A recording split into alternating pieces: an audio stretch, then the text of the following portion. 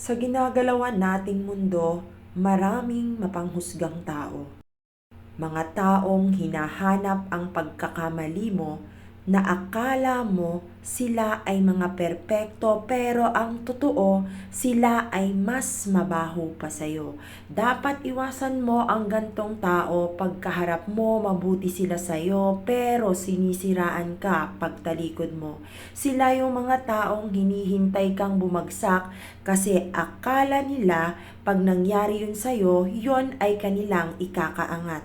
Mga taong kukunin ang simpatsya ng iba para magmukha kang kontrabida at sila ang bida sa ginawa nilang pelikula.